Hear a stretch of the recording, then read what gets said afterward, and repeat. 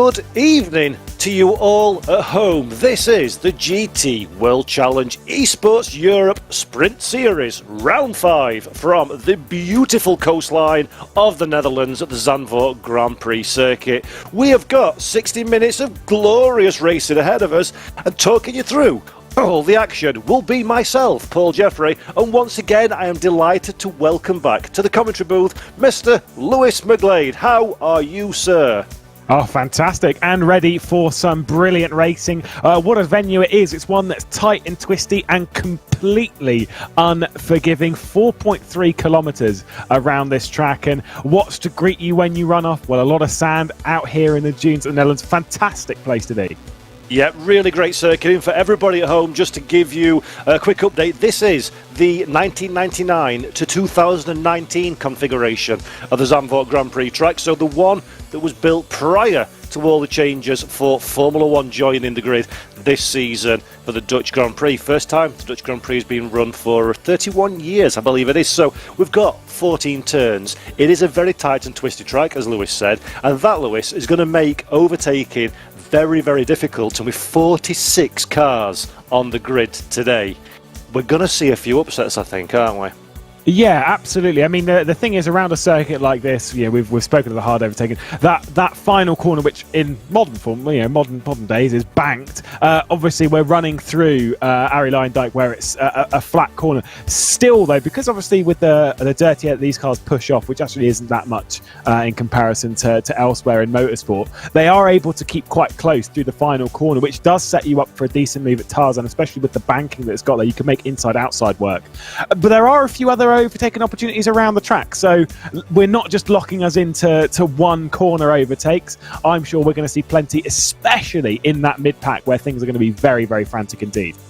They are. This is, of course, a championship of 10 rounds. This was round 5, so the halfway mark of the season we're celebrating today. And the championship is looking very spicy. Indeed, the Ferrari Esports, FDA Esports team, the Ferrari Driver Academy, and David Tinitzer lead the championship standings with 3 victories and a second place. Josh Rogers for VRS Coanda Simsport had a nightmare last time out, failing to score, so he'll be looking to rebound in style this weekend at Zandvoort if he can. Giovanni Di Salvo, the second of the Ferrari Esport drivers, is third in the standings on 49 points, so a big day is required for Giovanni if he wants to get himself into championship contention.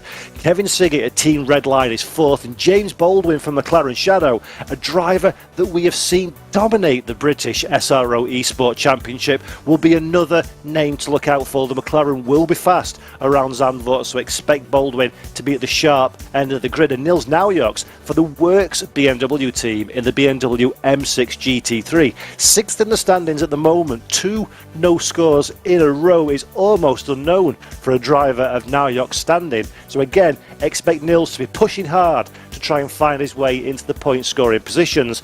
VRS Coanda represented again by Jeremy Bouteloup in 7th position, a driver that's starting slowly but surely to find his feet in this championship, so expect Jeremy Bouteloup to be another one looking at the sharp end of the grid today. Tobias Pfeffer for Roman Grosjean's R8G Esports team, another McLaren, 8th in the standings, 16 points on the board. And remember, the top 5 get through automatically to the next round, where everybody else has to qualify. So a big result will be needed for him. Nikodem Wisniewski for Williams Esports is 9th in the standings, and Luca Lazio, the Jean Alesi Esport Academy driver, is next up in P10. We're looking at the rest of the standings. Of course, points are paid all the way down into 10th position, following the point structure that's used in Formula 1 Grand Prix motor racing. So we see a number of drivers there that have got a small splattering of points. And Lewis, as a 10-round calendar with points all the way down to 10th position, it's quite a straightforward task, almost, so to speak, saying here in the commentary box, to get points on the board, but to score big and to score consistently is the key, isn't it, to work your way up the standings order? Yeah, and obviously more consistent than anyone else, as you were saying it there, was David Tunitsa, 25 points for 3 wins. So right up there at the top. The thing is, though, with a point structure like this, and I've said before, there are other series I commentate on where you've got points where it's like 35 for a win and then 30 for second and whatever. And say, for example, you've had a bad round like Josh Rogers had. And I did chat to Josh between the 2 rounds, commentating in other series, and he was bitterly disappointed with how Brands went. Obviously, penalties and mistakes and a lack of pace, etc. And they left there with 0 points. The thing is, like you say, we're approaching the halfway point of the season. There's still plenty of time. And with a point structure like this, there is a chance to make a recovery. With that kind of points gap, yes, it's 40 points. It sounds enormous. But even if Josh was to win every single race into the end of the season, then he will win the championship over Tunitsa. Or it will be very, very close even if Tunitsa finishes second all the time, because the points gap between first and second is so large. And so from this point, Tunitsa's thinking about being consistent, thinking about being roughly involved in the podium every single round, because that's where you get yourself a championship. Josh Rogers, on the other hand, is coming in every single week, and he is aiming for one thing and one thing only, and that is to win, because that's what he needs to do if he is to win this championship. Absolutely agree with that sentiment. And as we all know, Josh Rogers is a mighty fast driver, so to win every round is not against the realms of possibility. And this is our entry grid for the Zandvoort sprint race that we're looking at today.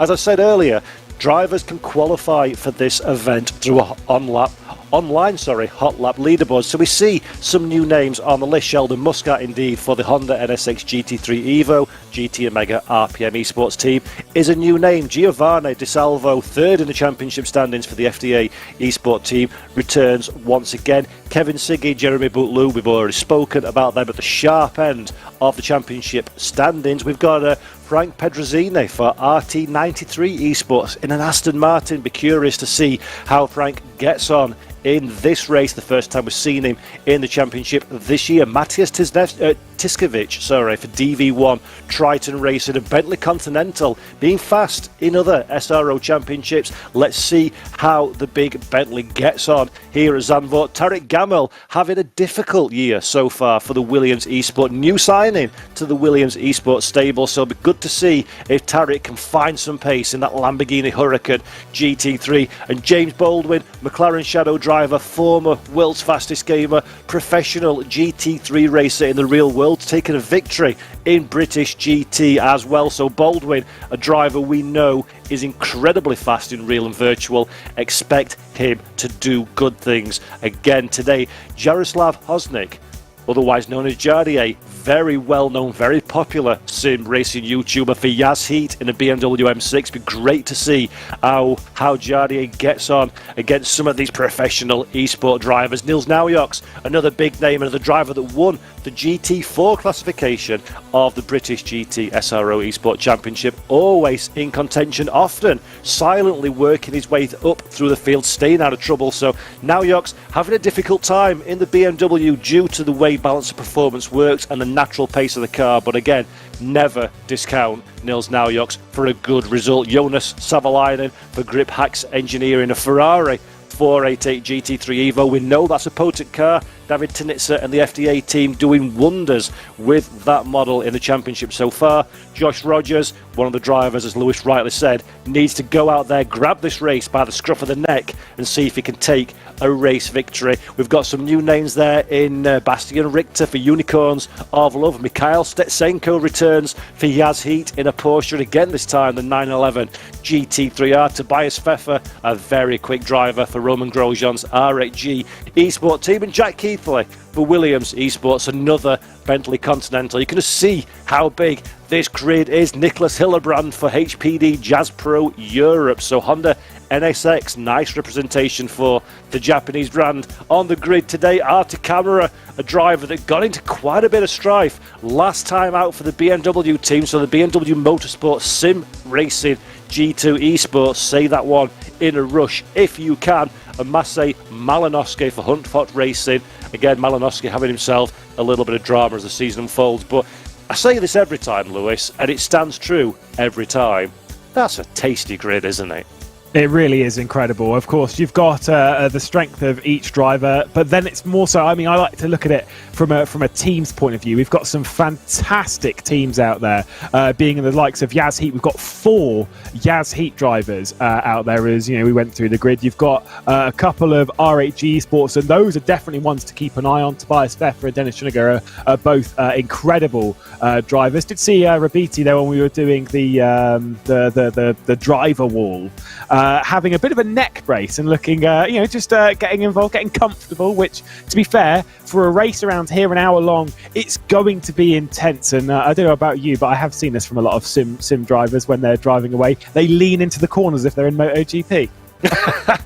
It's so tempting to do that, but let's have a look at our grid. We suggested James Bolden would be quick today, and so he is. Pole position for the McLaren Shadow driver. Alongside him is sister McLaren for Team Redline with Kevin Siggy. Jeremy Butlew holding VRS Co-Anda Honours in 3rd place, just ahead of Tobias Pfeffer. 3 McLarens in the top 4. Be very interesting to see how they cope over a race stint. In P5th is Josh Rogers, ahead of his championship rival on the 3rd row of the grid, David Tinitza. 6th position, work to do for the Ferrari man. In 7th is Eamon Murphy, just in front of the 2nd Ferrari of Giovanni Di Salvo. In 8th place, 9th position, one of the best qualifyings that we've seen this season from Williams, is Jack Keithley in the number 444 Bentley Continental. He is alongside Luca Lozio for Jean Lacey Esports, rounding out the top 10. Maciej Malinowski in 11th position, just dropping down on the jacks there in the Porsche, next to Martin Stefanko, driver to watch out for. Very, very quick in all conditions. Nils Naujoks, 13th position for BMW G2 Esports. He finds himself just ahead of Matthias Tiskovic in P14th. Petrichenko in the number 26 Porsche on your screen there in 15th position. Savalainen lining up in a Ferrari number 77 in P16. Gregor Schill having an surprisingly difficult qualification in P17th. Artur Camara, his teammate, in position 18th, and then in 19th we've got Luke Whitehead and Martin Statsenko in 20th position. Yeah, and the grid just gets thick from this point because it is a lot of cars still to go, up to 46 drivers. We've got Sarika there for Williams Esports and Bastian Richter for Unicorns of Love. Tiziani Brioni, the highest place Honda NSX, and doing a fantastic job, must be said to just be on the cusp of being inside the top 20. Dennis Schuniger, his teammates right of the order. He'll be a little bit disappointed with being down in 24th position with De Alcamo for Jean Lacey Esports Academy. McCormack for Williams, one of the latest signings for them, with Merles behind in 27th, and then Muller, Capoccia rounding down the order, 29th position for the Yaz Heat driver. A little bit of a disappointing qualifying session, just ahead of Charlie Crossland in that Lamborghini Huracan. Take a look at that. Absolutely love the Fordzilla liveries. King is the next one in that Honda. Again, we'll see if the Hondas can actually match the racetrack. Do love seeing a Honda run well. Yaroslav Honzik a bit further down the order than he would want, driving a BMW M6. I'm sure he'll just be out there for a good time with Nicholas Hillebrand, who's just happy to be on the grid and happy to do his work. Attila Dench for BS Competition down in 34th position, with Romanenko in 35th. Not normal we see that name that far down. Cantoneo and Bonacorsi down 37th. Secura Tarek Gamil, 39th position. You were saying that was struggling throughout in that Lamborghini Huracan on the left-hand side there. Well, the struggles do indeed continue. 39th position, just 1.1 seconds off of pole though, so shows how tight and how heavily contested this grid is. Romano rounds out the top 40. Just a few more drivers to go, with Rabiti, Sheldon Muscat, who might work his way up the order early doors, but seems to struggle over a race distance. Jens, Fov, Pedrozzini and Gonzalez down the back of the field. A tough field, of course, and Baldwin right at the front, where I'm sure he feels that he would belong. McLaren's, though, today looking very, very strong. Yeah, I think that's a big takeaway from qualifying, isn't it, Lewis? That we've got 3 McLarens in the top 4, and then Eamon Murphy in 7th position as well in a McLaren, and Lozio rounding out the top 10. So it looks like it's the car to have this weekend, and we'll find out, because qualifying's one thing and race is an entirely different kettle of fish altogether. But something you mentioned that I think's really worth bearing in mind, we didn't see the lap times in that little run down the grid. And just to give you an idea of how competitive this is, the top 20 cars are covered by just a fraction over half a second. Take a moment and think about that.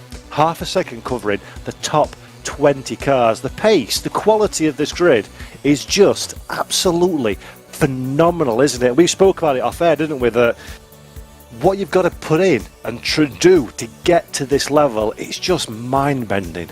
Yeah, you think doing 20 laps before going into qualifying's enough? You would be in for a very rude awakening, because that is absolutely not the case. They put in an awful lot of work, probably none more so realistically than the VRS Coanda contingent as a group. Of course, Dane Warren are doing fantastic things in the Asia Sprint Series. Really is putting everyone to do some hard work. They're having won all 3 races to open the season, but this is a new simulator for them. I'm sure it's new for some of the drivers as well, but they as a team have come into this and they've attacked it. Now they're in championship contention with Josh Rogers, but they've got 2 FDA drivers to really worry about. Of course, Tanitsa, who's ahead, and DeSalvo directly behind. Going to touch on DeSalvo and Kevin Siggy, having been on the podium in both of the previous races. Kevin Siggy looking very, very strong to make it 3 podiums from 3 races from the front row of the grid, and maybe even go one better and grab himself a win. Yeah, we've seen some prodigious even, put my teeth in, pace from Kevin Siggy this season, but often he's have to come back from a slightly lower grid position, and by the time he's taken all the life out of the tyres to get in to a fighting place, he's struggling and on a rearward defensive motion. So it's going to be fascinating, isn't it, to see if the red line driver has what it takes from a little bit further up the starting grid this time. Yeah, I mean, I would obviously ask you, do you think he's going to win this race? I'm going to go first on that one. Now, I've raced with Kevin Siggy quite a bit, not to this level. He was much slower when I used to race him, don't worry. I'm not saying that I was up here on this pace. He's one of these drivers in sim racing that you give him anything and he will drive it very, very well. Like, he just finds pace no matter what it is, no matter what simulator, whatever he moves across, and is going from strength to strength. For me, today, I know James Baldwin's up there on pole position, but I think Siggy's going to win the race. Oh, a bold prediction, and I make a fool out of myself enough when I speak, never mind making predictions, so I'm going to stay on the fence on that one. But Lewis McGlade, we are about to find out exactly who will be that race victor, because we're rounding the final corner now. The cars are in their 2x2 formation. They've done their reconnaissance lap around the circuit. They've warmed their tyres. They've got heat into their brakes. They've had a final sup of water before we are about to go racing in the GT World Challenge Esports Europe Sprint Series Round 5 from the Zandvoort Grand Prix circuit. It is James Baldwin on pole position, Kevin Siggy in P2 looking to get a good run down into the Tarzan hairpin for the first time. The lights go green, the flag is out, Siggy immediately into the slipstream of Baldwin. Baldwin goes to the inside of the racetrack, spots the braking zone into T1. Kevin Siggy clear in second position. Jeremy Butlew in third in the big Bentley Continental GT3, running a little bit wide. Contact further down the running order, one of the BMWs I think that is, facing the wrong direction. VRS Coanda third and fourth positions. That's a good start for the VRS team. The Bentley of Jeremy Butlew now looking to the rear of Kevin Siggy. Can he find a way past? Meanwhile, the front of the field, James Baldwin has done exactly what he needed to do. As we're looking now, David Tanitsa running too wide with one of the Yaz Heat McLarens. I think that is Tanitsa. Light amount of contact. The timing string's going crazy trying to work out where he is on the track, but Tanitsa dangerous times at this stage in the race. Yeah, it's Eamon Murphy who I believe has just picked up the position there, so a pretty dangerous moment. Dennis Schuniger trying to get up the order is not going well for him, but right in the middle of the thick end of proceedings. We'll say Tobias Pfeffer got very racy into turn 1, actually opened the door for Josh Rogers to get through. I'm surprised that the 2 Coanda bunch didn't switch around and allowed Josh Rogers to take over third position, but Jeremy Butlew fought him up into T3. Look at how tight this is in the middle of the pack. You've got Lucas Muller in that Mercedes just trying to attack Dennis Schuniger. You've got D'Alcamo in that Jean Lacey Esports Academy Ferrari. You've got Bastian Richter ahead of this in the Unicorns of Love Merc. Yeah, and unfortunately, the Mercedes is the one that loses out there. A little bit of side contact, runs wide, but he keeps the car in a forward momentum, and you can see how tight this battle is further down the running order. But meanwhile, Josh Rogers, we spoke about him as a man to keep an eye on in the early stages of this race. He needs to climb up the running order as fast as he possibly can. He's had a good start to get 4th position. Next on the list is teammate Jeremy Butler. Will he be forced to concede position at this early stage in the race? Charlie Trosland down in 23rd position, getting nice and spicy as well in that Fordzilla Lamborghini Huracan GT3. Beautiful livery, as Lewis mentioned on the grid walk, and great start for Trosland. Actually kept it out of trouble in the danger zone at the middle of the pack. Currently 23rd position, and this is Kevin Sigge. Started second, is running second, but now he's started to reel in the race leader. James Baldwin in the blue McLaren, Kevin Sigge in the red McLaren, and Sigge looks like, at this stage at least, he's got a little bit more pace in that red line car, but can he do anything about James Baldwin ahead?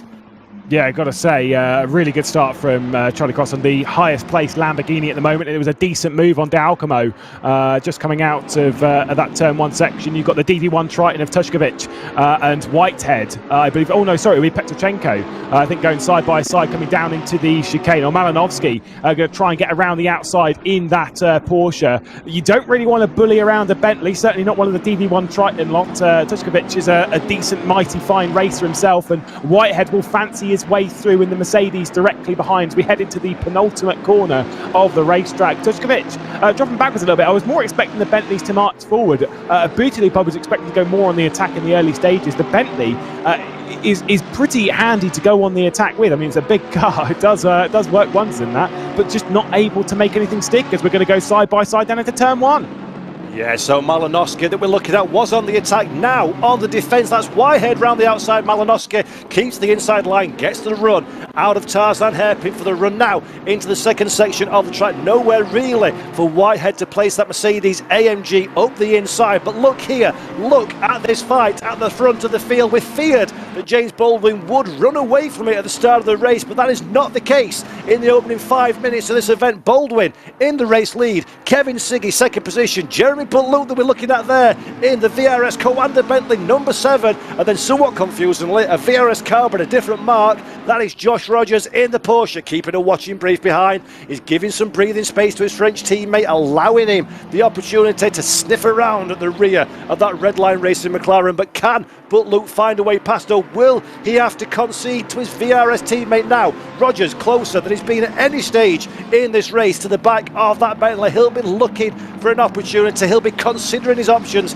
Is he going to go for the pass on track? Will a team instruction be issued to Jeremy Butler? We see him there on the picture-in-picture, a face of concentration, trying to keep the car on the straight and narrow, defending and attacking at the same time. And Lewis, as a team driver, especially a team as big and as established as VRS Coanda, this has got to be a difficult situation for Jeremy Butler. Now, does he keep his position, or does he allow his championship challenging teammate past, but then potentially put himself under pressure from Tobias Pfeffer, who's holding on in 5th position?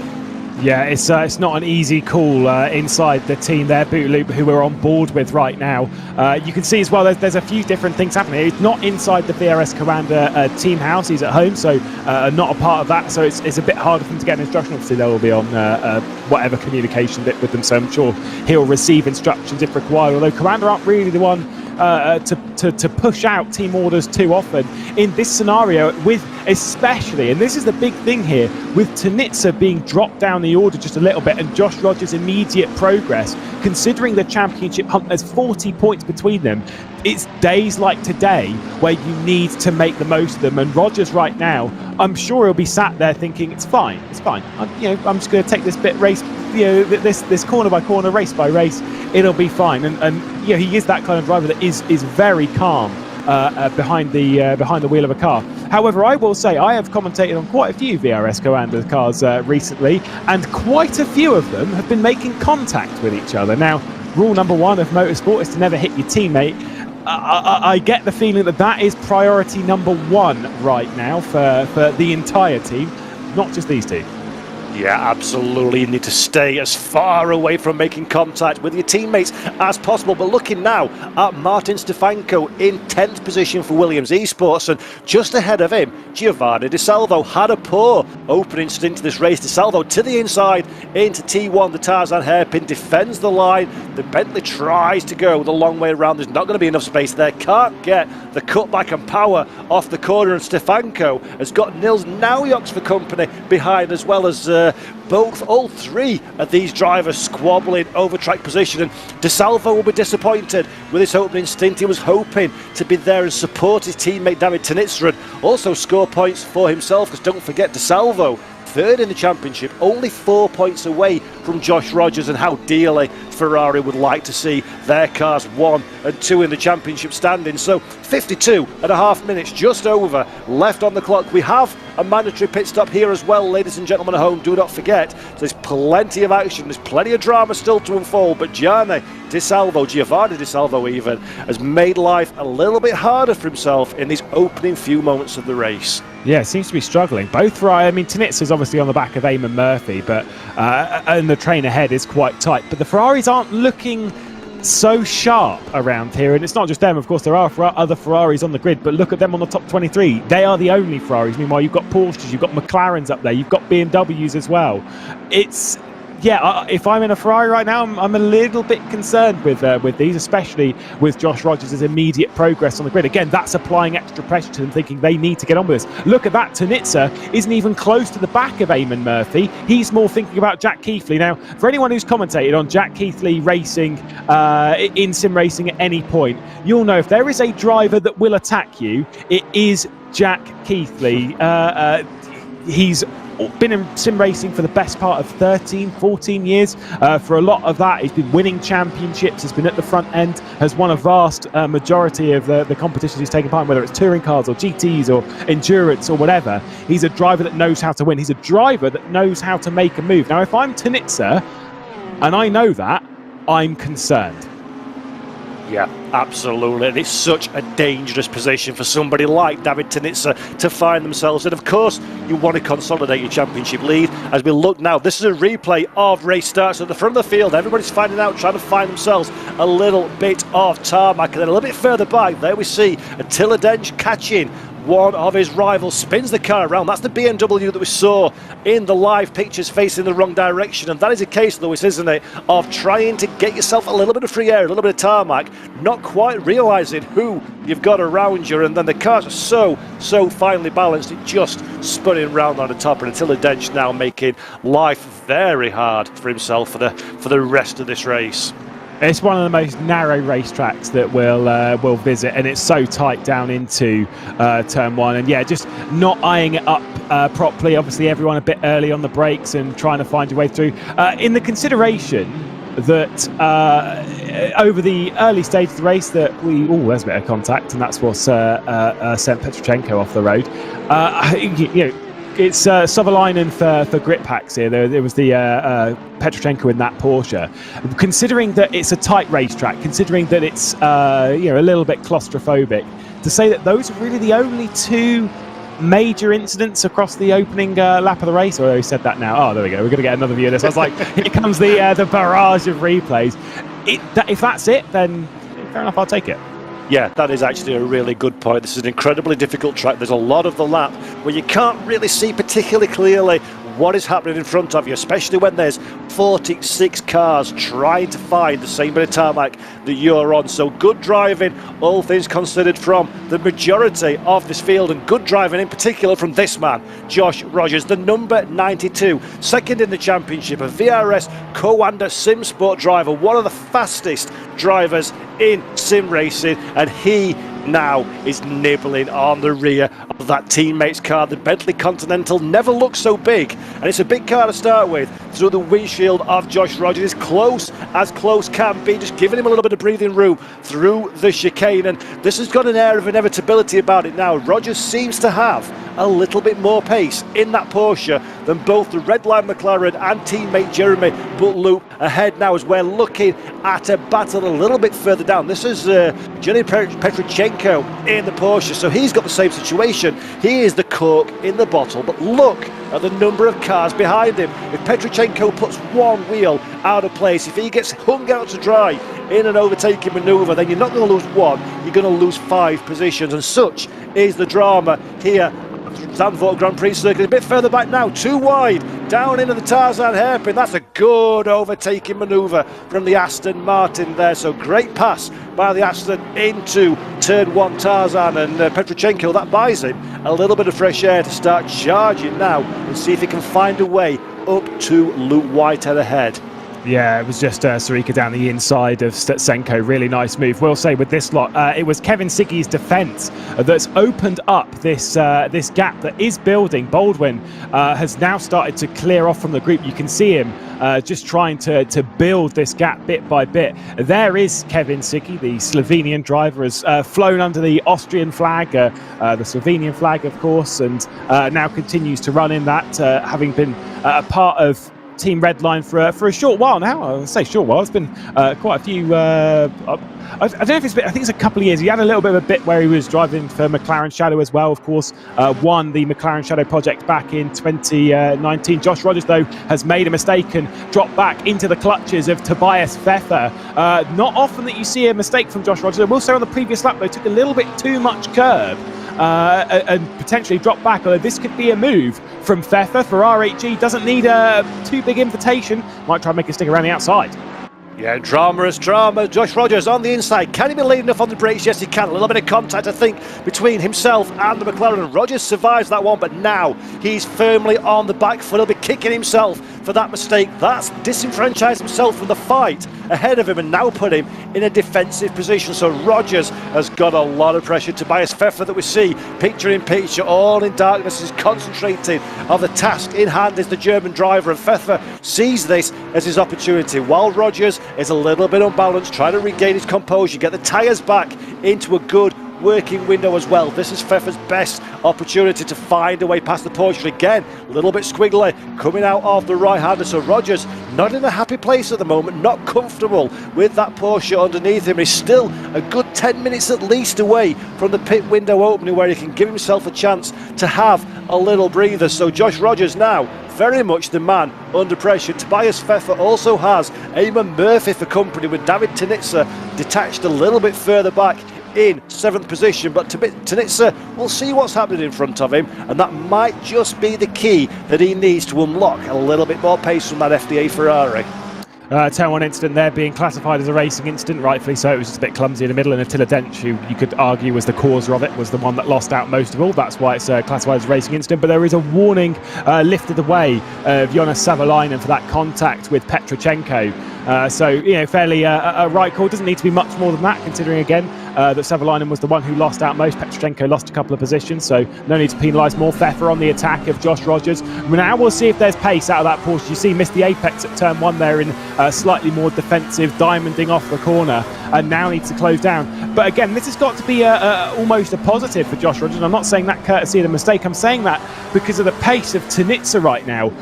Considering that mistake, Tinitza is not a part of that fight. We go back to David Tinitza, who does seem to be struggling on pace. He's got Jack Keithley behind. The Salvo's closed back up. You've got Jack Keithley's teammate Stefanko there. You've got Niels Nyox as well, all a part of this train that are all going to be trying to fight and trying to get past. Now, if Tinitza was to drop to the back of this train, that is 0 points. That is a hard day's work to come out of it with nothing.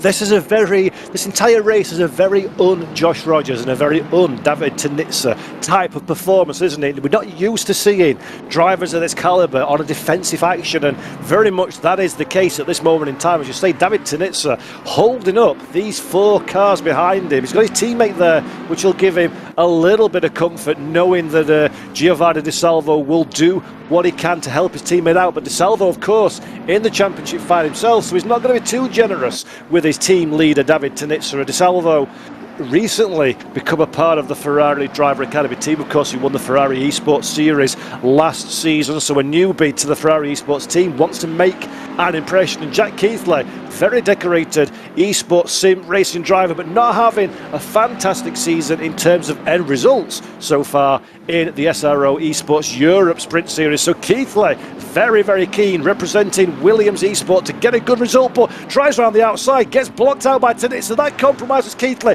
This opens the door for DeSalvo. Does it? No, it does not. DeSalvo tucks back behind the Williams man. He's got another Williams Bentley for company as well, so DeSalvo doesn't know which way to look for seeing either his teammate or Williams Bentleys, and drama on the lower reaches of the top 10.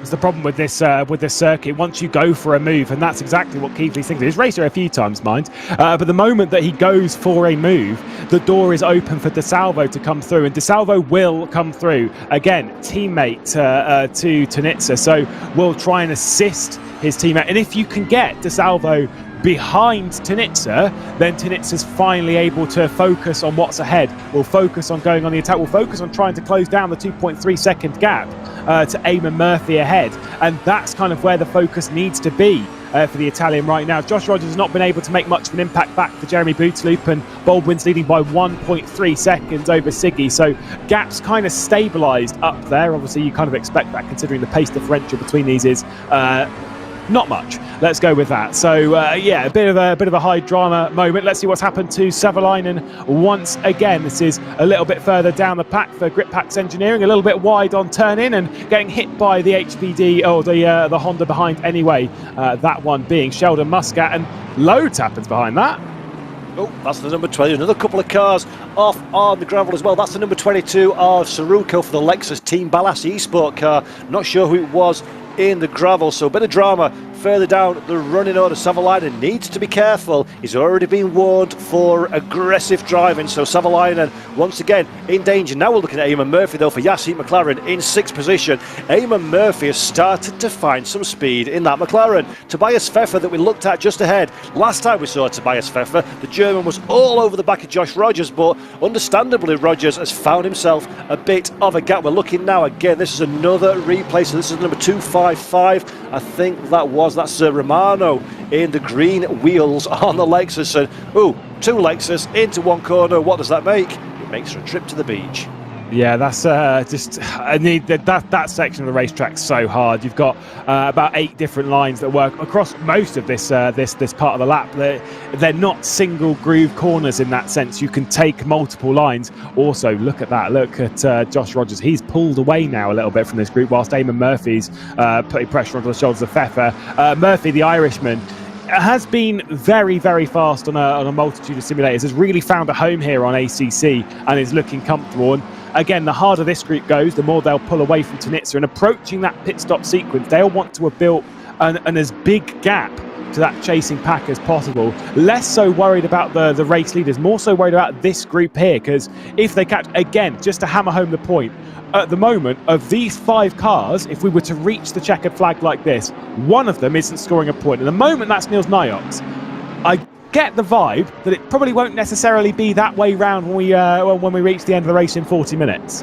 Yeah, Nils Nyox does not finish in 11th position. He'll do every trick in his considerable book of tricks to find his way into the top 10. And just a quick bit of notices, Savalainen that we saw twice in strife for the last few minutes has retired from the race, as has number 113 Hugo Merez in the Aston Martin Vantage AMR for Team VMS, and also number 3, which is Luca Lozio for Jean Alesi Esports. All 3 cars retired from the race. We're looking now, Nils Nyox concentrating hard, pushing that BMW, not the fastest car in the simulation on the grid, but Nyox again sort of overachieving, I think it's fair to say, Lewis, isn't it, to keep it so close to so many very, very fast teams, drivers and manufacturers. It's just a classic Nils Nyox drive. A driver who knows how to pull the most out of any sort of car, and at the moment he's obviously I was going to say they're getting used to driving this BMW. They've got to a part of the partnership from G2 Esports joining with BMW Sim Racing, one of the 4 teams to have joined that effort, and they obviously very much stick to it. And G2 Esports partnership with Red Bull Racing elsewhere, and so it's a big contingent they've got here as a squad. And to be honest, they wrestle this car around very, very well. You can see there that you've got Niels Nyox up in 11th spot. You've got Gregor Schill here in 14th. You've got Arthur Camera, the other G2 driver, down in 22nd. Jaroslav Honzik for Yazheat as well, doing all right. I'm sure he's having fun right in the mid-pack. Having a good battle is Honzik. But yeah, I find every time looking at these guys, they just manage to pull something that I didn't expect again out of the BMW every single time.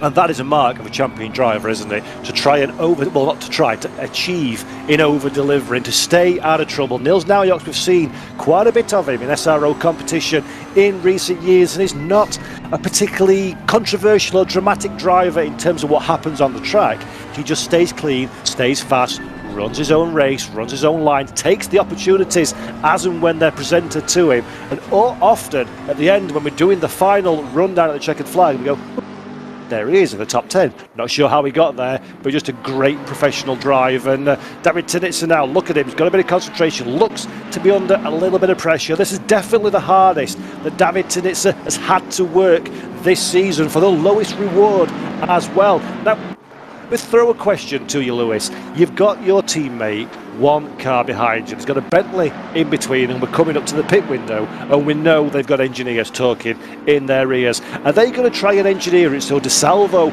can get ahead of Jack Keighley, if he possibly can, and then let DeSalvo slow the pack down a little bit and give Tinitsa an opportunity, some room to get a gap for the pit window?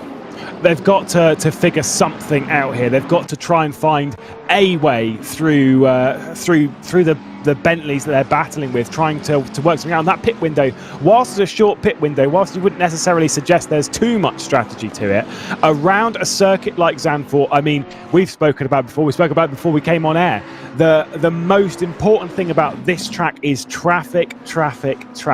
Baldwin, for example, has no reason to pit, not until towards the end of the window, unless there's a lot of lap traffic ahead of them, which obviously we could get through the pit sequence anyway, cars going a lap down and such.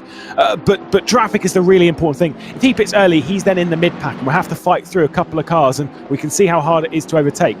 This race is not done yet. This is still a high-pressure situation, and at this point with Tinitsa, if they can get DeSalvo in and out of the pit lane ahead of the Williams, it just alleviates so much pressure. But that is one of those things in sim racing that around some circuits it's fine. Around here, genuinely it is easier said than done, because if they're pitting from here, they are going to come out into traffic, because there will be plenty around sort of like the lower 30s, the higher 40s spots.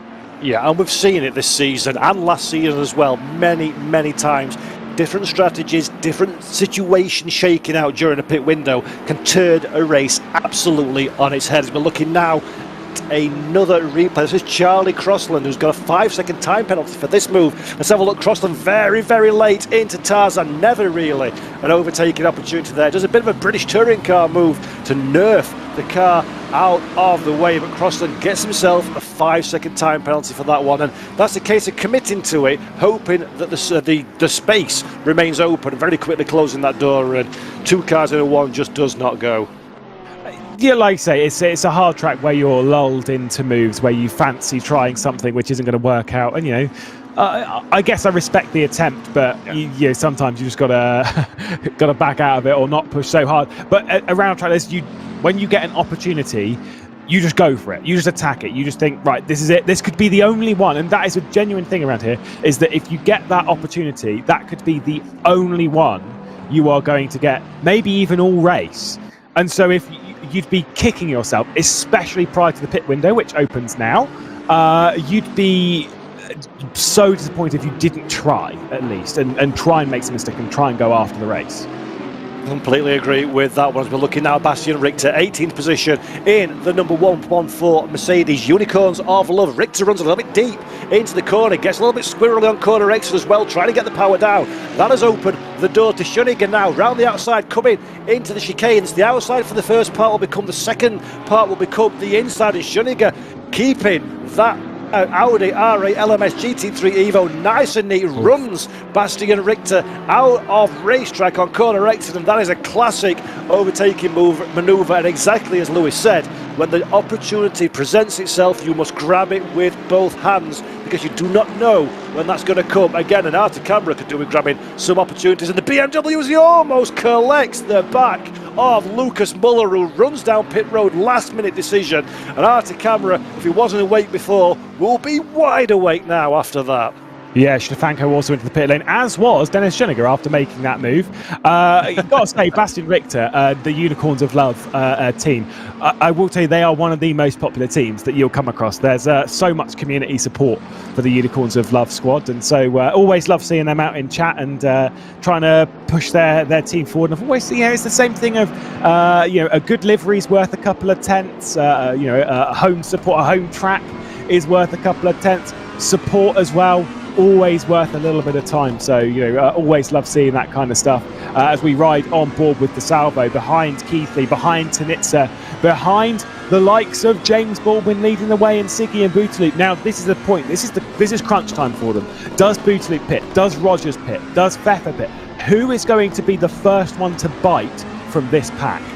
And this is going to be a golden question that could very well turn somebody's race prospects on their head as we're coming through the penultimate corner now, down into Ari Lyondike. Can, or will, should I say, any of these cars elect to go down pit road? We don't share pit boxes, so they both can, and there we do. Jack Keithley is the first of our front runners to elect to make his mandatory pit stop. Remember, he only needs to apply a litre of fuel. Sorry, Lewis, go ahead. No, there was something. Was that lap traffic, or was that? No, I think that was Tobias Pfeffer losing a position to Eamon Murphy. Just caught that, like right at the top of turn one. There was definitely something happening a bit further down the road from Keithley, and when we were riding on board with DeSalvo. And I'm pretty sure that Eamon Murphy has indeed gotten ahead of Tobias Pfeffer. So the Yaz Heatman now on the attack to try and get by Josh Rogers. Eagle Eyes McGlade strikes again and spots it from afar. Eamon Murphy, exactly the move he needed to make. A look at the gap immediately is opened out from Tobias Pfeffer. Pfeffer, a very young but very fast racing driver, but we're concerned about losing that position. But we're in the pit window now. We see Josh Rogers still. He cannot find any pace relative to the front runners in that posture, as Murphy's doing his very, very best to go completely offline and reopen that door again. So that fight's not calmed down any. Tobias Pfeffer still fancying his chances, but Rogers will be so frustrated. He's dropped away to the tune of 3 seconds from his teammate Jeremy Butler in recent laps, and Rogers needs to think harder now how he's going to attack the second part of this race, because fourth is good, especially with Tanitsa struggling down in 7th position, but he'll want, bare minimum, he'll want that podium, won't he? Yeah, I mean, the Porsches aren't looking the strongest around Zandvoort right now, but either way, Rogers is trying to gather what he can from it. And yeah, you're right, they'll desperately want to get a podium. Again, it's not necessarily about the consistency of grabbing podiums, it's more so that this is their big opportunity to take points off of this man, David Tanitsa, who's down in 7th spot. But most importantly, if you've watched over the last few laps, is once again starting to close just a little bit back in to that back ahead. DeSalvo's closed the gap, of course, to Tanitsa post Jack Keithley pit stop. Stefanko's obviously was in the pit lane before even that. Gregor Schill, Tiziani Briones into the pit lane. So busy pit lane right now. But none of these lot biting right now. And this is exactly what you were talking about with the Ferrari Drivers Academy right now. They're going to basically just run their own thing to try and get ahead of the Williams Esports drivers and basically secure their own destiny in the race. It's very interesting to see, though, Lewis, that Giovanni DeSalvo, having been cleared now of the Williams Esports Jack Keithley, immediately closed up to the rear of his teammates. So that suggests that DeSalvo potentially has a little bit more raw pace in that number 4 Ferrari than David Tanitsa ahead of him. So it'll be fascinating to see how Ferrari elect to deal with that bit of information over the course of the next few minutes. There's just under 5 minutes of the pit window remaining, so we're halfway through the pit window cycle. Now you can tell folks at home, who's been down pit lane and who hasn't, by looking at the little coloured square next to the driver numbers. If it's orange, they've still got to stop to serve. If it's green, they have got their mandatory stop out of the way. And currently, Jack Keithley, unsurprisingly, is the highest placed runner of those that have served their mandatory stop, down in 19th position. So let's keep our eye on Keithley when all this washes out and where he comes out in relation to the two Ferrari boys currently running 7th and 8th position on track, as Tiskovic jumps down pit lane now from 10th on track. Got to say for Keithley, this is looking pretty good right now as Bastian Richter also comes in. 5.7 seconds to the next car, and that's it. That's why these drivers aren't pitting. It's for fear of coming out in traffic. Clean air is king around this circuit. By the way, speaking of king and speaking of Darren King, Dalkin Community Team drive-through penalty for an incident adjudicated by race control. Charlie Crossland into the pit lane, and Darren King also in the pit lane to serve that first, and then might pit quite soon after. Crotton also has 5 seconds to add to that pit stop for the Lamborghini after such a good start to the race. Unfortunately, it looks like things might be falling apart just a little bit. But with 3 minutes left to go in the pit sequence, we're only going to have a couple of laps more for them to box, and it leaves your opportunities to pit basically on the flip of a coin. Yeah, bit of a dangerous move, I always think, to leave it so late. And Tobias Pfeffer now starting to get interested in the back of Eamon Murphy. We're seeing him a couple of half moves, just showing his nose. And if I was Pfeffer now, I'd be thinking about jumping down pit lane, doing something a little bit different to Murphy, hoping that I come out in a clean air and use a little bit of that pace. Now we're looking at a replay here. This is what attracted a penalty earlier in the race. The McLaren and the Lamborghini, the Honda NSX and the Lamborghini, very scruffy, gets it loose on the chicane, involves 2 or 3 other cars as well, having to check up, and I can't really defend that in any other way than say that was just a little bit scruffy. It's just one of those things. I mean, that corner, you roll in with a little bit too much speed, and then you're on the sausage curbs, which just bounce. And I'm going to assume that King, as soon as he entered that corner, was like, I'm going to hit that car, and there's nothing you could do about it. Yeah. Obviously, his mistake. I'm not saying that that should remove the penalty. No, I 100% agree with the penalty. It is what it is. It's just kind of one of those things. It's easy to be clumsy in that scenario. Let's take a look at what's happened a bit further down the order. This is running through turn 1. With Cantaneo and running up towards turn 2. They're just going to come together, squeeze it. Oh, that's a big crash for the Aston. Yeah, that's an airplane-style accident for the Aston, going off into the barriers. Just caught that high curb, and there's absolutely nothing you can do. These cars run so low to the ground that once you get on that curb, it's almost like you're sort of surfing over the top of it as the wheels no longer make contact with the tarmac. And the end result, as we see, is 2 cars come together. The Aston very much paying the price for that mistake. So one of those things where you're trying to take as much racetrack as you can, but unfortunately a little bit too much there, as we're looking. Jeremy Poutlou once again still following the back of Kevin Siggy, but look at the gap these two have now over 4th place Josh Rogers in 4th position. They have made up significant amounts of lap time, as we see now. Race leader, 2nd place, 3rd place, all down pit road. So now is the turn of the virtual mechanics, and you can influence this by hitting the speed limit line just at the right time, by hitting the markers in pit lane absolutely perfectly, by switching that engine off quick enough, by getting back on the accelerator a little bit faster than your rivals. You can influence how your pit stop goes, as we see as well the other VRS Quadra of Rogers coming down pit lane. So now it is everybody of note is in pit lane, and the man to look at is the man on the left hand side of your screen. That is Jack Keithley. He came down pit road sandwiched between 2 Ferraris. Can he make any track position up? It will find out in a few moments' time. The pit lane is on the exit to your left. Ooh, one of the Ferraris is that there? I can't quite see. Or a BMW as well. Both Ferraris clear him quite comfortably. Didn't expect that. Yeah, that's it. They just stayed out. They kept in their clean air, and obviously with a lighter car as well. So they've not taken. They were running with a lighter fuel at that point. And Keithley will now have to do a lot of work to get by Niels Nyox. He's in P10. The timing sheet will update once we cross the line. There we go. Just going through the sector splits. Stefanko, who's lost out most of all, he is down in 11th spot, and outside of the points, Malinovsky might be closing in as well with Tushkovic earlier into the pit lane. But yeah, high drama. Jack Keithley's got to do some work to get the points back, but that is big for Ferrari right now, and Josh Rogers has lost out to Eamon Murphy down to 5th.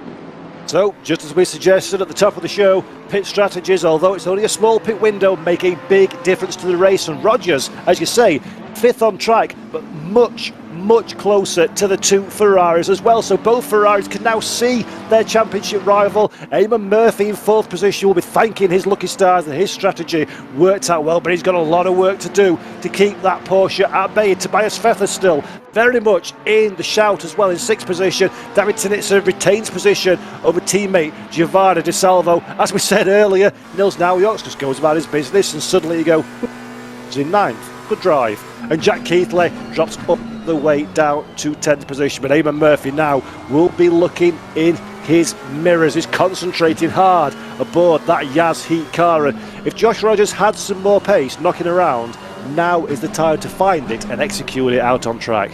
100%. This is the thing, is that to be honest, all things considered, from the early stage of the race, this looked like it was going to be a golden day for VRS Commander and Josh Rogers, potentially up there for a podium, even more so maybe. That's what we were kind of contemplating in the early day, whilst Tinitzer was struggling. Now the difference on them on points is only about 4 between 5th and 7th. So you know, it's 10 points for finishing in 5th, it's 6 points for finishing in 7th, when we could have been talking about a lot bigger points difference between them. There is 40 points at the moment between those two drivers, and on a day like this when Tinitzer seems to be struggling, it's these days where you really need to take advantage. Of course, I'm not saying that the Porsche should be a race-winning car around here, but if you want to win a championship, you've got to bounce back, especially from that poor round at Brands. At the moment, though, looks like they might need a bit of luck in this championship chase, but we're only halfway through, so realistically, let's not worry about it too much. We'll say the two Ferraris, as Charlie Crossland's going to make contact there with Dennis Schoeniger, and Charlie Crossland's the one that's going to go towards the barrier. I think that might well be a bit of a warning, the two coming together on the exit of Tarzan. But yeah, for at the moment, Tinitzer and De Salvo, by the way, getting word in my ear, they nearly made contact. So we were talking about Commander contact. If there might be a little bit between the two Ferraris, surely not.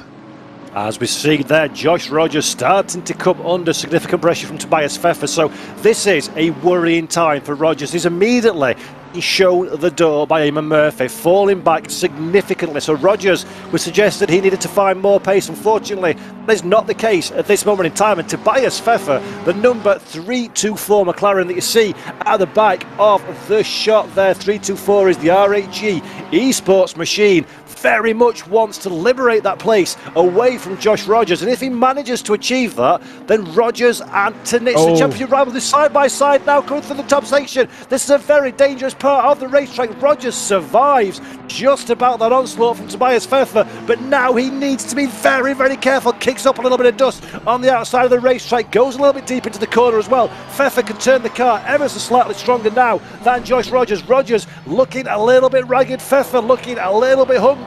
This has got disaster or excitement written all over it, and Josh Rogers will be eyes on Stokes. He needs to be absolutely inch perfect. He needs to minimise the risk, maximise the speed, and overcome the challenge of Tobias Pfeffer behind. But this is high drama, and Lewis, something is cooking, and I reckon it's going to start boiling over very soon indeed. I don't know who's going off the track, but I do get the vibe that someone is at some point. Josh Rogers under an awful lot of pressure from Pfeffer. We don't normally see too many moves down into Shivlak, and that was a good attempt from Tobias Pfeffer, but there wasn't enough space. The outside line can prevail there, and Josh Rogers is basically just going to play a defensive game now for the next 21 minutes. And who's going to like that more than anyone else?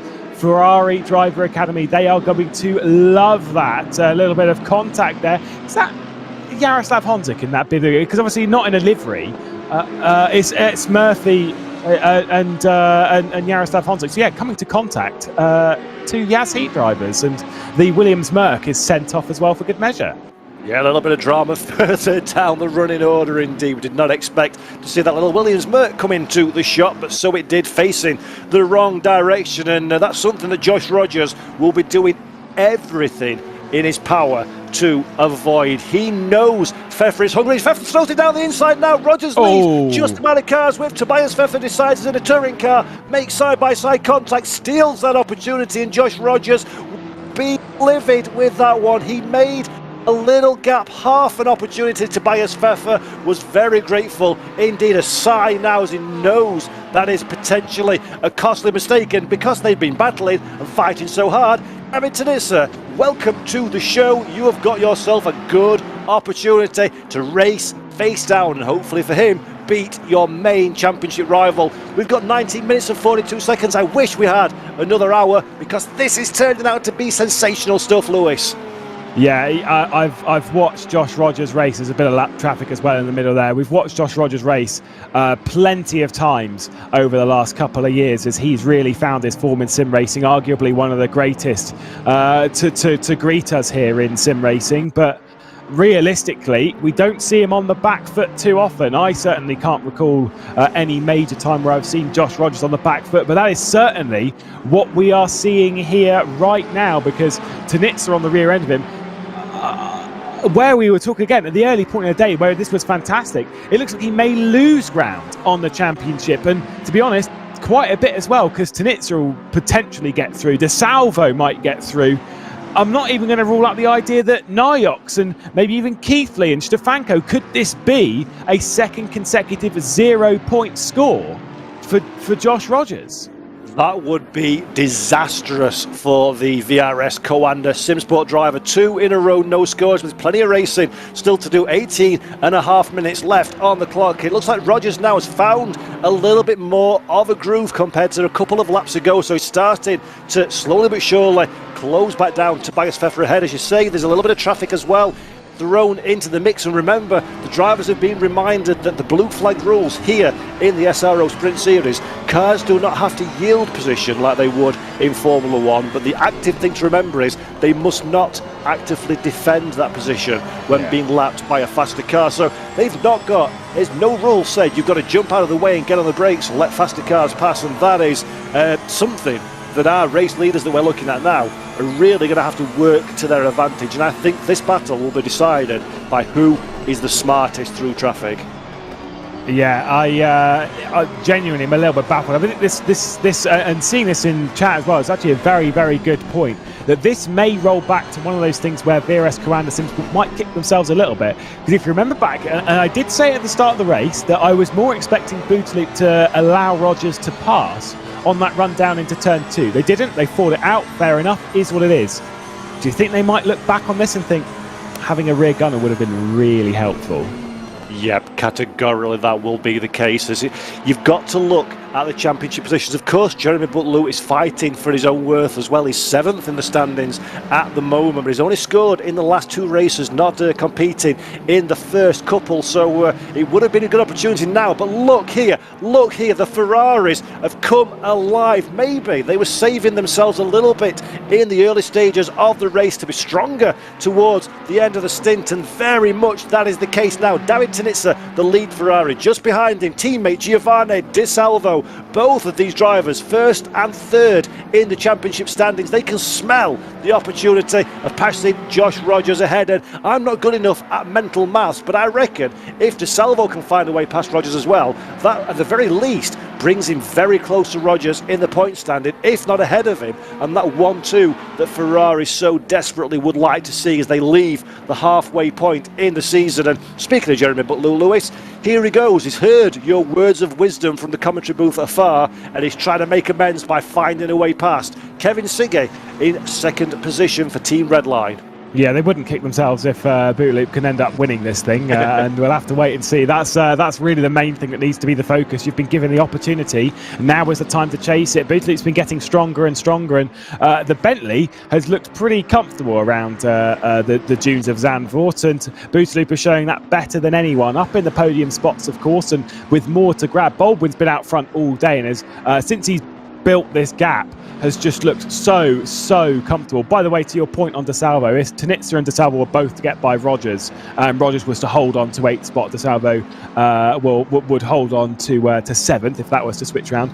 It would be the difference of 2 points between the moments. It's presently 4, so it would halve that gap, and so realistically speaking, we'd be looking at an extra 4 points if Tanitsa and DeSalvo were to switch. Then it would be joint. Obviously, they're not worried about that; they're more focused on the championship itself. But right now, if Tanitsa can get by Rogers heading into the halfway point of the season, it would be a 42-point lead for the Italian. That is a comfortable margin, but as we've said before on previous broadcasts, David Tanitsa is not exclusively racing in this series. He also has a couple of very high-profile contracts to race in different championships. So when those seasons kick off, David Tanitsa's concentration and priorities will be split somewhat. So this is a good opportunity for him to consolidate and to build an advantage, to give himself a little bit more of a comfortable time as we head all the way to Barcelona on October the 29th for our championship finale, round 10 of 10. But that's all in the future. In the present, we've got enough to worry about without concentrating on what may come. And Jeremy Butler is trying to find a way past the Red Line Racing, the Team Red Line McLaren 720S of Kevin Siggy ahead. And one thing to consider, James Baldwin's led all the way from the start of the race. He's only just over 3 seconds up the road, so there's still an opportunity for these drivers to close that gap down, isn't there? Well, if he's overdone his tyres, that's what we're kind of seeing from Rogers. We're not sure. By the way, just getting word in our ear that Pfeffer has to return the position to Rogers. Race control getting involved here, or he'll receive a time penalty in that sense. And if it's only going to be a 5-second time penalty, I'd almost take the 5 seconds, because if he gets passed by Rogers, he's got to try and do it in such a way that Tanitsa's not going to get through. And I don't know about you, but maybe 5 seconds, I could probably build a 5-second gap. Tobias Pfeffer, though, doing the right thing. You can see he's already slowing it down, not trying to annoy race control or anything. He's already dropping back a little bit by bit. I think it might have come down to around about the 2-second point. So he's going to try and do this. But how do you slot a McLaren 720 into a 3/10th gap?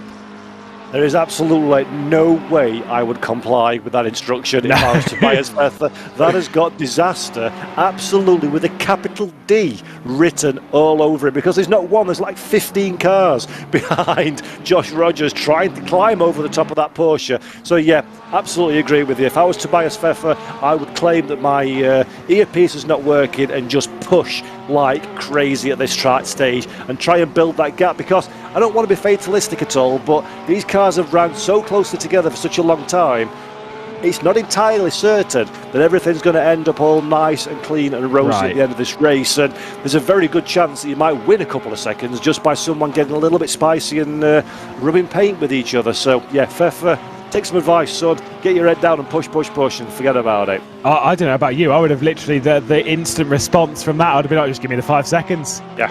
Just give me the 5 seconds. Yeah, but, because this is, you said it yourself, didn't you? This is impossible to find a way to concede to just one car and be going fast enough for the other car that's basically climbing over the top of it to not overtake you. It's going to end in losing lots of positions, best case, or having yourself a real sizable contact.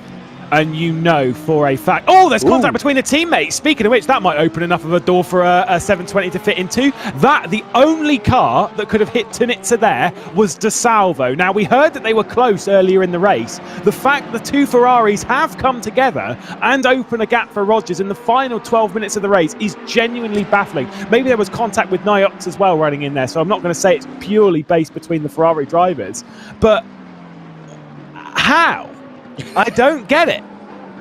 That is just not what you need as a team. To make contact, as you said before, first rule of motor racing, don't make contact with each other. But when you're both championship challengers and you've got this scenario that they will be aware of, they will absolutely, their team management will be aware of the situation that's unfolding between Tobias Pfeffer and Josh Rogers and race control. And that, as you say, could easily have opened up a door that not only will allow Pfeffer to fall back and thus Rogers to gain more points, but would also potentially limit their chances of getting past Pfeffer as well. So a fundamental error there. Now, whether De Salvo was a mistake of his own or is helped a little by Nils Nowiox, I'm sure we will find out in the fullness of time. But yeah, that could have been something to warm up the final 12 minutes of the race.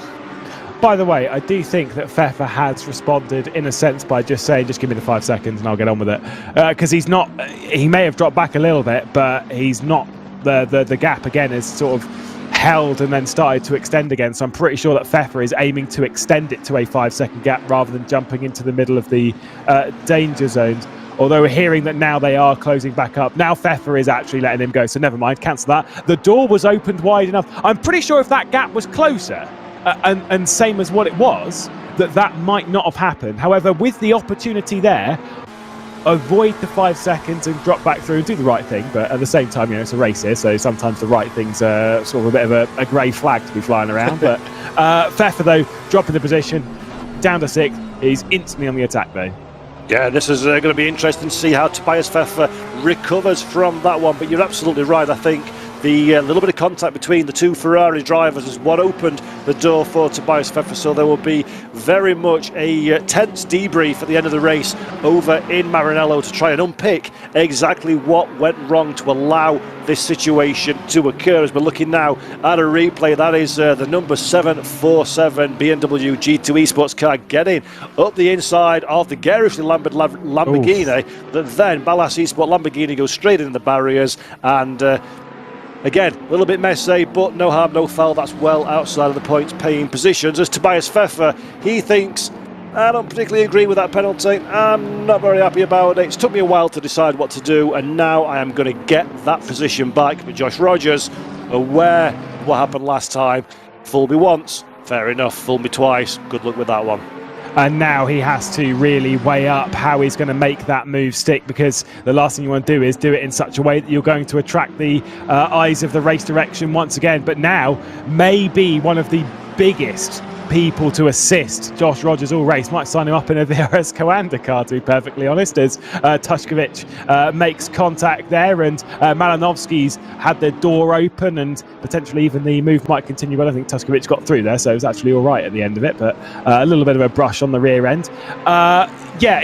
This might help Josh Rogers quite a fair bit, and again, what it's doing is it's creating a high pressure scenario behind, which, I mean, for Tanitsa, this could be very, very bad indeed. Obviously, there's 8 minutes left in the race. We don't really know which way it's going to go, but Pfeffer drops straight back through. And like I say, he wants to go on the attack, but the last thing that he should do right now is pull off a silly move, because you think of it this way, if you've dropped back there, and then you've tried going through, and this always happens, and you spin out the car that you're trying to overtake after being switched back by race control. Race control and Coanda will not be happy. Yeah, they will take a very dim view indeed of any such kind of behaviour. But Tobias Pfeffer belies his age somewhat. He's a very young driver, but a very, very talented driver at that one, and drives very much wiser than his years. So I'm sure that Pfeffer will keep a bit of a cool head, be very keen to find a way past Josh Rogers. And David Tanitsa now needs to be careful. He's got the rear gunner of Gianni De Salvo. We're looking now at another replay here. That is one of the VRS Coanda cars. Oh, there you go. That's the move that attracted the time penalty. And I'm going to be diplomatic and not give my opinion on whether I think that was right or wrong, but I'm going to ask you, Lewis McGlade, what your thoughts are. Did that deserve a 5 second? I think a 5 second would have been high. I think telling them to resolve, which was the initial thing of return their position or get a 5 second, that's your choice. It was potentially argued as an unfair move. What I will say is, regardless of how you think of that incident, it is consistent with some of the stuff that we have seen earlier today. We've seen some bumps on the exit of corners, and it's been a 5 second time penalty. It's been a 5 second time penalty for every time that we have seen that type of incident. So to see it again between this lot, and for them to be like, look, there was contact with you at that point because of that dive, because of that reason, and race control have stepped in. Now let's see what happened with De Salvo. Was it just De Salvo making contact with Tanitsa? I get the vibe that it is, and certainly is, leaving it to the inside contact between the two teammates. Now that's silly. Yes. That was a very disappointing thing to see. In the back of my mind, I thought it's got to be a case that De Salvo's had a little bit of rear contact with Naujoks, and that's pushed him into his teammate. There's no way two drivers at that level will make contact with each other, and it wasn't really even a fully open door for Gianni De Salvo at all. It was a case of, I've got my teammate behind me, so I don't need to take a defensive line. And then De Salvo half thought he'll go for it, half thought he wouldn't, and the resulting contact may very well cost Ferrari quite dearly today here at Zandvoort. We've only got 5.5 minutes to go, and Tanitsa's got a car between himself and his championship rival, when he could very easily have been ahead and with a teammate with him for good measure. So yes, there will be some waving of arms and shouting and gesticulating, no doubt, when this is over at the end of the race. Yeah, just 5 more minutes for this driver to keep out front. Charlie Crossland going a lap down on Kevin Siggy, who's trying to keep Jerry Bootaloop at bay, was moving over to one side to allow the two to pass as that battle for second position is raging on. Well, sorry, it was actually Sheldon Muscat. I thought it was Charlie Crossland in that Lamborghini, but no, it's the Honda of Muscat in that one car. Either way, this is a very tense fight indeed. Again, just to hammer home one point I did say earlier, Siggy looking for his third consecutive podium. It's been a great string of results for the Slovenian, but Bootaloop, who you pointed out earlier, has been getting better and better, looking for a podium, looking to get very much involved at the front end of the mix, and a podium's guaranteed basically because Murphy's a little bit too far off the back unless these two come together. But you don't want to just set off a third. You want that second, you want that run up. I mean, ideally, you'd want to win, but I think Baldwin's a little bit too far down the road. But where's the opportunity going to come? Yeah, and that is the question. And I'll be honest now, I've really warmed to the racecraft of Kevin Siggy over the course of this series. It always seems to be involved in a little bit of excitement, always keeps his head and drives so well. I very clearly remember the opening race of the season when it all fell apart in the final few minutes after a fantastic defensive drive at Monza back in May. So Siggy again driving, soaking up all the pressure that his rivals have to give him and delivering inch perfect performances, not losing his head, not defending fresh air, not trying to find magic lap time in the car that just does not exist, and just driving his race. And Kevin Siggy, brilliant job, and conversely Jeremy Bootaloop as well. Very difficult to not, isn't it, in this situation, Lewis, to start to get a bit too excited and throw the car up into silly positions, and he's not doing it. It's a very professional drive from both of these racers. By the way, just getting a drive-through penalty for Petrochenko for contact with Bastian Richter a little bit further up the order from Petrochenko after that incident. We'll just say, as this is all very tight indeed, still behind Josh Rogers, Pfeffer, Tanitsa. De Salvo's dropped off a little bit into the clutches of Niox through some lap traffic they've just gone through. We'll just say that to carry on your point of Siggy and Bootaloop and that lot on the consistency of them. Siggy's raced a lot. Like I said, it's not just the different simulators that he's raced, it's a whole bunch of different categories, whether it's GT racing or open wheelers or endurance, sprint, touring cars, whatever you can think of, he has raced it. And I would almost guarantee that he has won in it as well. I've seen him race countless different things. He's well versed. The thing is with Bootaloop is I'm sure Bootaloop will know that. He knows he's going toe-to-toe with someone who's very well experienced. And so in that sense, if you've ever watched like some lower level touring car stuff and they're all like poking it out in the braking zone to be like, oh, I'm trying to distract you or whatever, I don't think you'll see Bootaloop doing it too much because he knows that that's a fruitless effort against a driver like Siggy. Siggy doesn't care what you're doing. He will when you're alongside, but getting to that point is a hard task in itself. Yeah, and that is, again, that just reaffirms the level and quality of drivers and competition in this series, that there's no amateur manoeuvres. It's all very high level. Everybody's pushing to the absolute extreme as we see a back marker now getting out of the way nice and early. Good driving there. Josh Rogers goes defensive into Tarzan, just covers the line from Tobias Pfeffer. Pfeffer looks round the outside. That's not going to yield any kind of result. All that's going to do is open a Ferrari-sized gap up, which it almost does, and David Tanitsa just gets his nose chopped off, thinks better of it, decides against throwing the car up the inside. No doubt he's thinking, I want that position, but I also want the championship points that come with 6th, 7th position as well. So Tanitsa, this just goes to show, doesn't it? It's exactly what we've been talking about. Half manoeuvres, you go suddenly from being the attacker to the defender, and maybe Pfeffer's lack of relative experience compared to those around him just played against him there through Tarzan. Well, I mean, again, we've brought this point up a few times elsewhere as well, with the likes of Pfeffer, with the likes of his teammate as well, Dennis Juniger, and with plenty of other drivers that we've got. I think of the Lada Sport Rosenef team as well.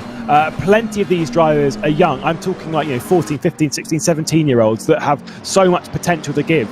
And Pfeffer's in that sort of boundary as well. And we've spoken about with Josh Rogers about how he's one of the esports greats. James Baldwin as well, Kevin Siggy, all these lots that have been at the front of basically everything in sim racing that everything has to offer.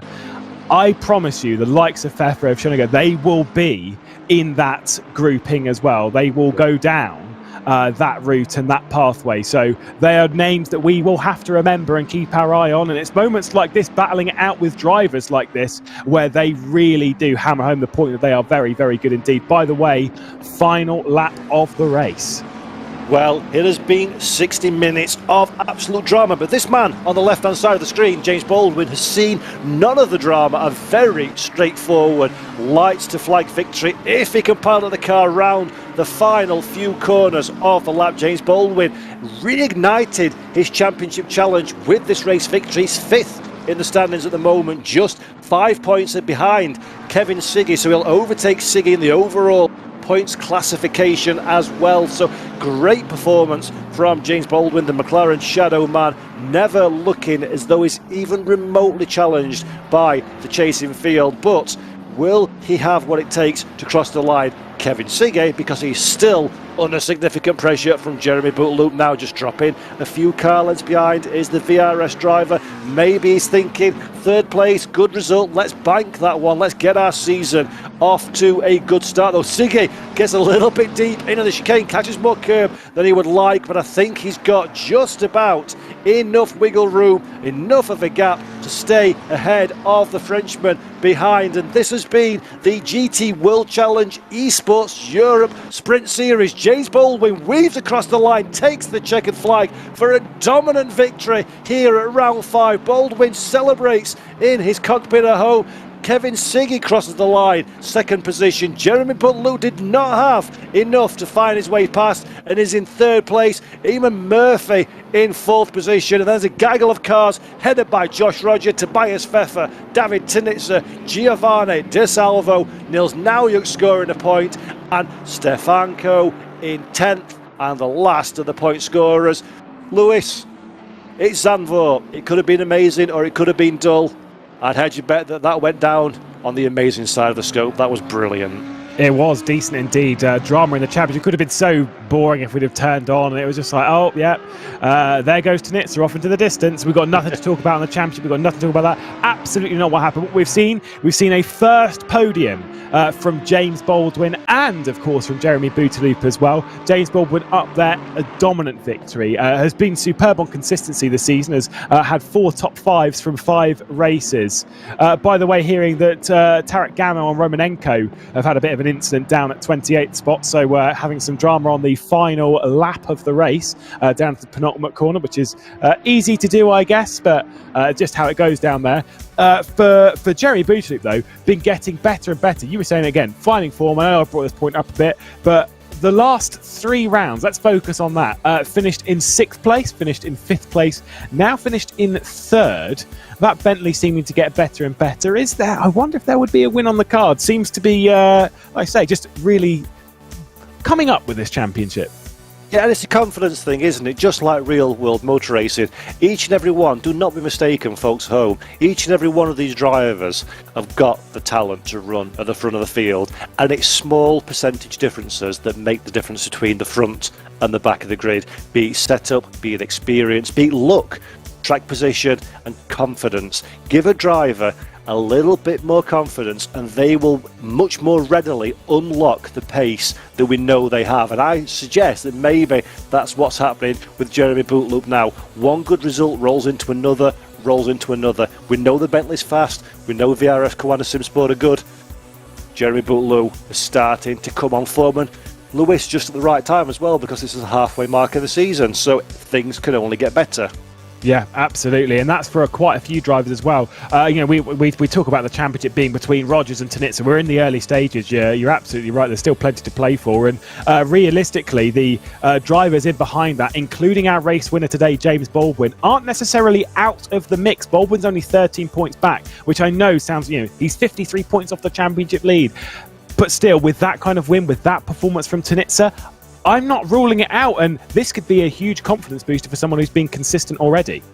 Yep, it could indeed, and I believe that James Baldwin is ready to speak to us straight after that race victory. So just to remind everybody, James Baldwin, pole position and race victory. He was 5th in the standings, now moves up to 4th with those 25 points. And as soon as he arrives in the virtual commentary box, which he does, James Baldwin, race winner of the GT World Challenge Esport Europe Sprint Series, Round 5, welcome and congratulations. What a performance. I bet that feels good.